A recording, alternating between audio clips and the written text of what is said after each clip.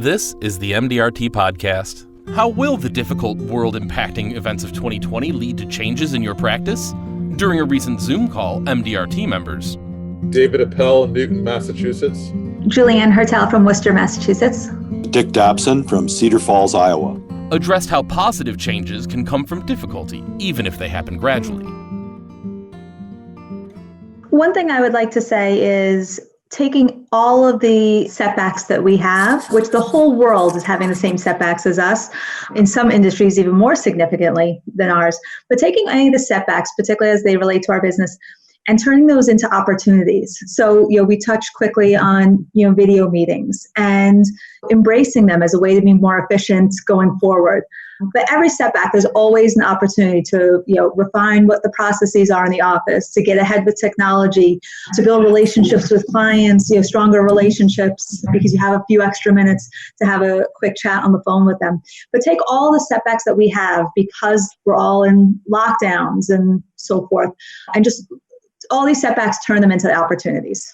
You have to walk a fine line in the business that I run in regards to people's mortality, how they feel about it, how they like talking about it. But unfortunately, in today's day and age, I just got a text getting an update, which is not good, from one of my close friends in San Francisco, California, whose sister-in-law is in Atlanta, 45 years old, thinks she caught it in Florida 2 weeks ago. She's in an ICU unit, perfectly healthy woman. Her husband and kids can't visit her, and her organs are failing, and she's probably going to die.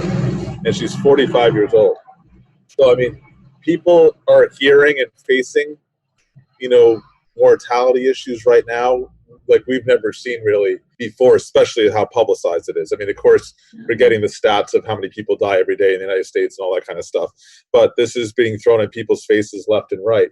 In the middle of all this, Sunday morning, one of my clients died, who I had both personal and key person insurance on, one of the largest PR men in Boston, the biggest firm. It was all over Google, all over the paper.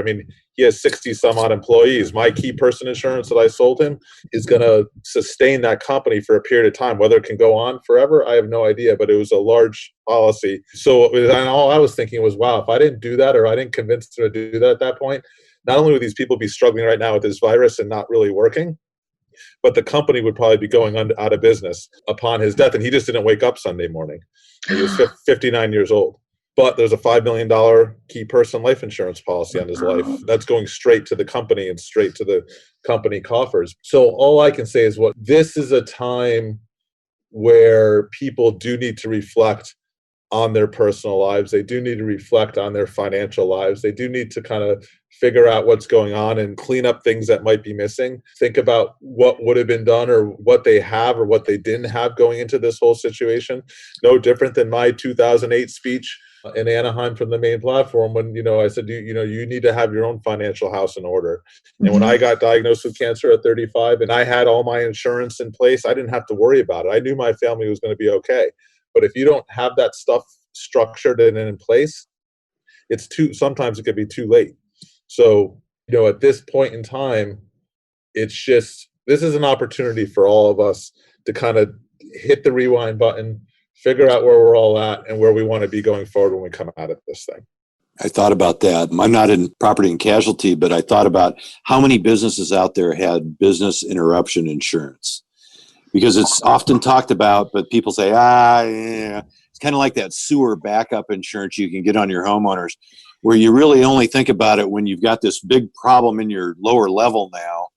And for $5.80 a month, they would have covered it, but you didn't have the coverage.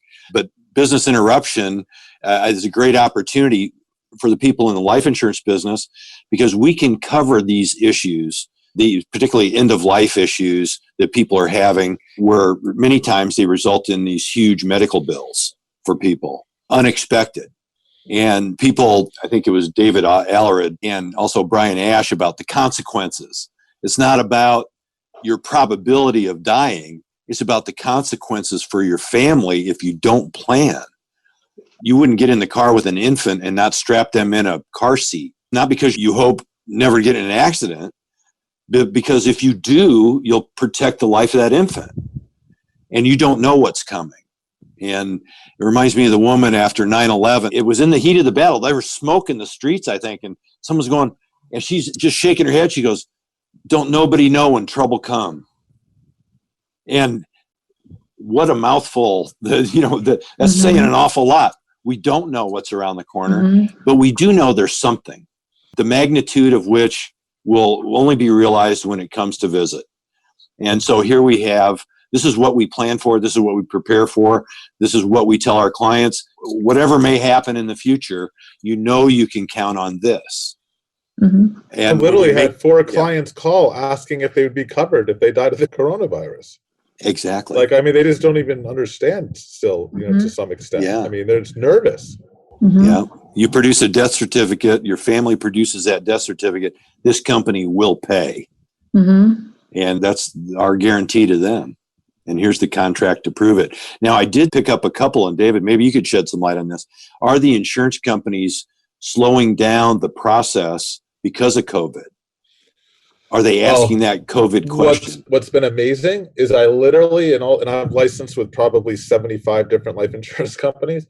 I mean, I just got my first emails last Wednesday and Thursday, even relating to it from any insurance company. But what they're starting to do is that you need to disclose in the special request section or on the application somewhere whether you've been exposed to anybody with COVID, where have you traveled in the last 45 days. There's a little bucket list of 4 or 5 different questions that's being asked in addition to the normal life insurance application, which is covering themselves. And of course, they always have the 2-year incontestability clause to fall back on. So they are doing it, but at the same time, they're recognizing the fact that we better figure some of this stuff out because we're not writing any business and we need to lay off.